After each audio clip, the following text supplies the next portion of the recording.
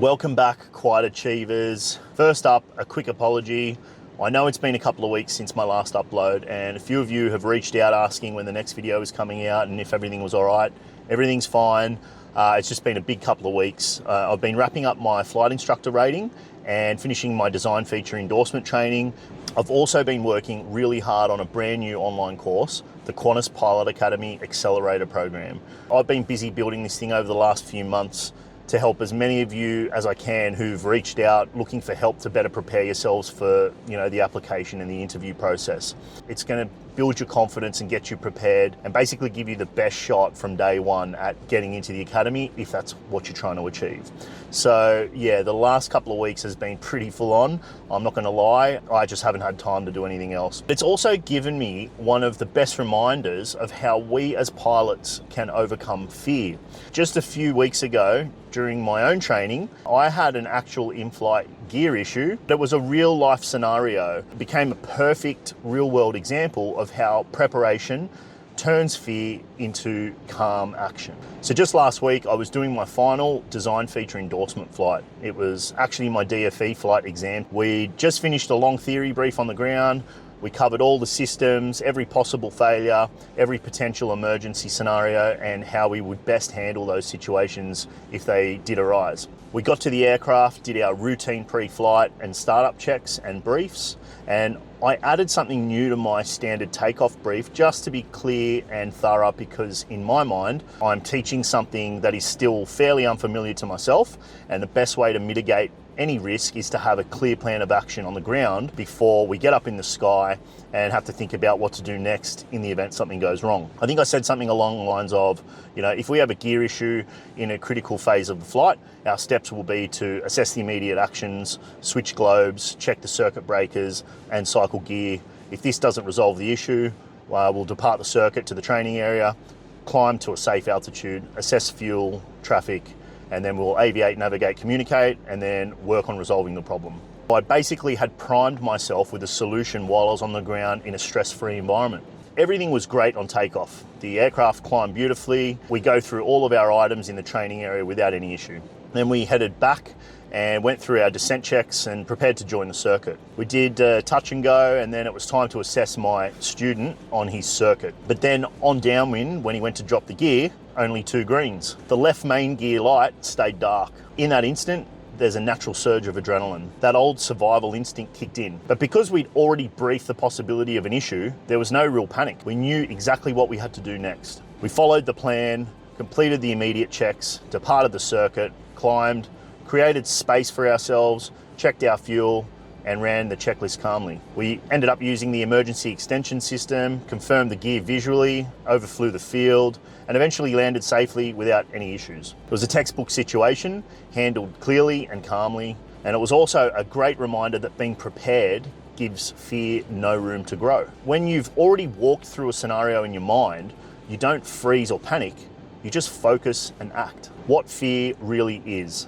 Fear isn't weakness. It's information. It comes from a tiny part of your brain called the amygdala, which evolved to keep humans safe from danger over thousands of years. And it works really well, most of the time. But flying isn't exactly what evolution trained us for. We're literally leaving the ground, climbing thousands of feet in the air in a tiny lawnmower with wings. So that instinct sometimes overreacts. You feel it before your first solo, or before a check ride, or even the first time you feel a little bit of turbulence in a light aircraft. That rush of what if something goes wrong, that's the brain trying to protect you from the unknown. The goal isn't to eliminate fear altogether.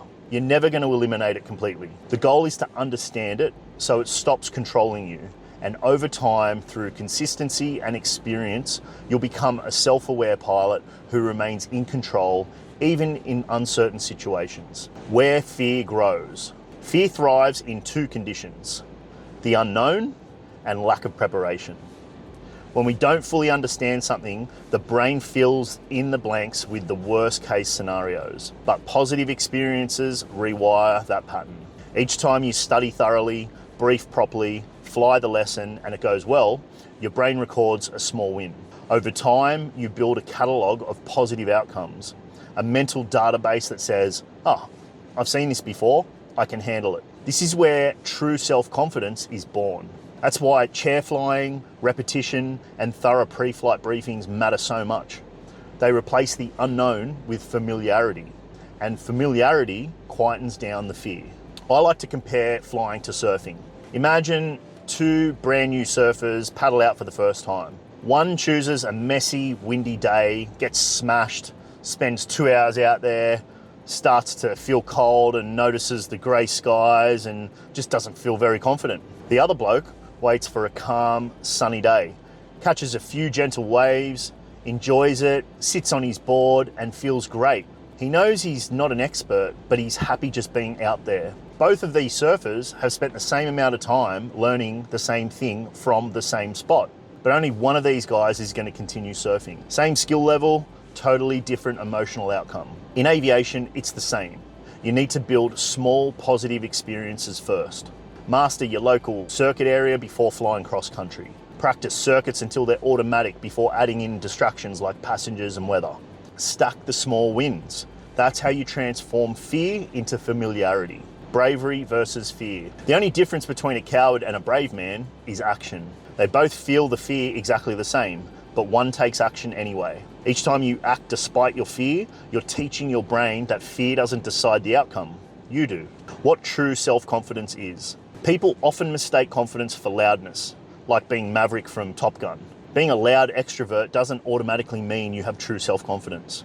Real confidence is quiet. It's that calm little voice inside that says, I know what's going on, I have a plan, I know what comes next. You build that voice by following through on what you say you'll do, repeatedly, over time. Your brain listens and watches and starts to take note. We follow through on the things we say. We act a certain way. We prepare for worst case scenarios, and as a result, we are safe. This is the foundation that self-confidence is built on because your brain's always listening to you. You are trusting you. If you say you'll get up at 5 a.m. and study, and then you follow through and do it, your brain records that as a tiny mark of trust. Over weeks, months, and years, that consistency creates a solid belief system. Your brain saying to yourself, when I commit, I deliver. And that belief, not bravado, is real self-confidence. Preparation is your anchor. Preparation is the most powerful antidote to fear. Every emergency drill, every what-if conversation, every mental rehearsal, it's all programming your brain for calm, logical action when things go wrong. Chair flying works because it reduces the brain's surprise factor. When the real moment arrives, it feels familiar and you have a plan of action. That's why experienced pilots appear calm. Not because they don't feel the fear, but because they've already lived that moment hundreds or thousands of times in their heads and in training. The three main balances. When fear feels louder than usual, check three main areas. 1, physical. Are you rested, hydrated? Are you feeling fit enough to go and fly? 2, mental. Have you been preparing properly or just winging it? 3, spiritual. Do you still feel grateful to fly? Are you connected to a purpose? When one of these things is out of balance, fear usually finds space to grow. When they're aligned, confidence starts to feel natural. Fear will never disappear completely, and honestly, it shouldn't. It keeps us sharp and it keeps us safe. It reminds us to respect the sky.